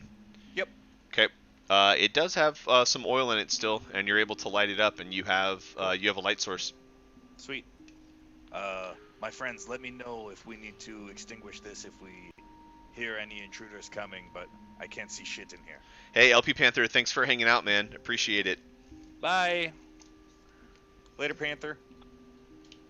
Right. Well, let me get a little bit further up before the light announces our presence.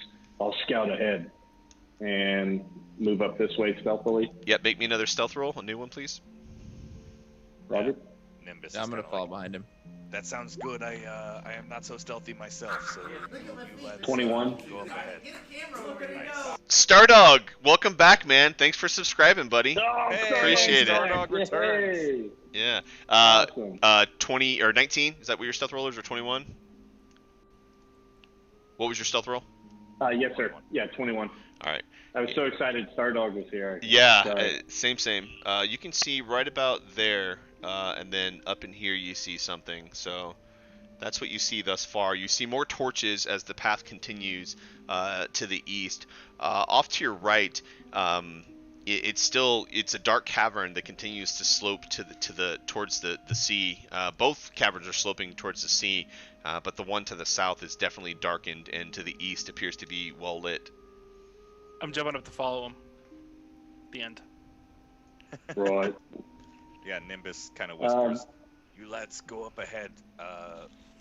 Maris and I will bring up the rear." So I'm just our gonna be light like, I doesn't got give your us back, away." Valkyrian. You'll bring up my Okay, real lad. looking south. Oh, shit. I think that's probably about as far as you can see right there. That's about right. Mr. Bones. This looks to be sloping down the same direction that other one was. Do you think it's worth venturing a look, or we don't want to see whatever that metallic acid ooze is sipping on down there? I'm curious to see where those other guys went off to. Maybe it would be worth just a check. Right. I'm going to very carefully looking for any type of that same off discoloration that we had seen before. Start slowly making my way south, looking to see if I pick up any more of that as I head down. Yep. Move south and then roll me, if you will, a perception check, please. 6. Yeah, it's pretty dark in here. It's hard to make out anything other than the colors and the general contours of the cave area, but you are able to see the wall to the south where the cave rounds out, and then it continues back towards the west.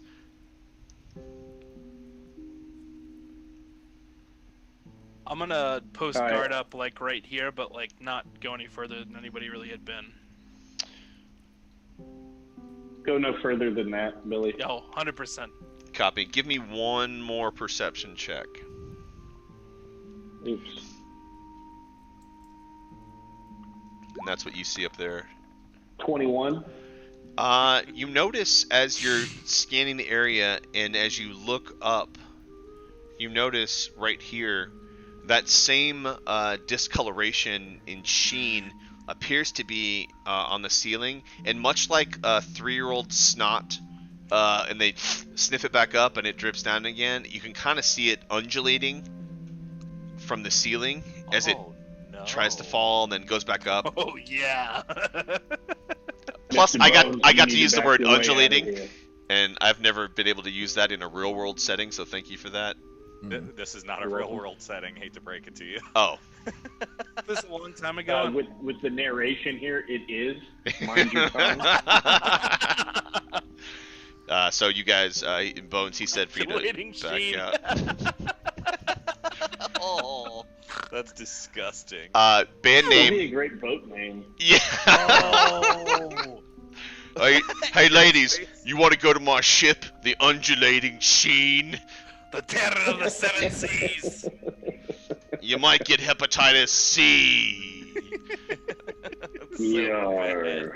Undulating Sheen is definitely what we're naming our first boat. All right, so as you go here, you can see the cavern to the east, and as we close in on 10:30, you hear from the cave to your right a voice that calls out to you. You have entered my domain, and you have interrupted my plans, you are going to die. And with that, we will end our session for tonight. No, it's the boss. Yeah. Nice. Very nice. So, Well, we killed most of them. as 2 left. we wrap up our evening tonight, as we close in on 10:30, our stop time, the party entered the haunted house, thought that they were dealing with a sleeping hobo, only to find out that it was an enchanted trapdoor, which, like all doors, when this party's involved, it needed to be destroyed. They made quick work of the trapdoor, moved into the cellar, were accosted by a trio of bandits. They made quick work of one as 2 escaped into a well-adorned room. The party followed them into that room, dispatched one of them, then went on to torture and question the remaining bandit, And then turn his head into mush. whereby Bones, hearing his party being ambushed across the room, headbutted and caved in the face of the bandit. The party moved into the room, engaged in combat with the remnants of the bandits that had moved in on them. That group retreated back into the hallway. They then began to reinforce the door that had the danger sign on it. As they were doing that, the bandits heard that noise and began to move back on them. Valkorian, with his quick wits and devious mind, held forth a severed head and began to move its mouth like it was talking. It tricked them into approaching, dropped the head, and with his rapier, plunged it deep into the brain of the first bandit. Hobgoblin moved into the room, sliced across Nimbus, leaving a deep gash in his chest. The party then moved forward, quickly making waste of the remaining Hobgoblin, and proceeded into the dark caverns, where they have found the last of the bandits. And this is where we'll pick up next week. Yeah. Thank you Awesome. so much for the follows and subscribes and t-shirts that were purchased tonight, guys. You guys were absolutely amazing to the party. Great role playing, fantastic tactical work. It was just great all around. What a great session, guys. So thank you all so very much, and we will see you next Monday at 8:30 for episode 4 of The Age of Strife. Every Monday. Woo! Always and forever. Goodbye, everybody. Thanks for tuning in. We appreciate it. Bye. Thank you. Thanks, guys.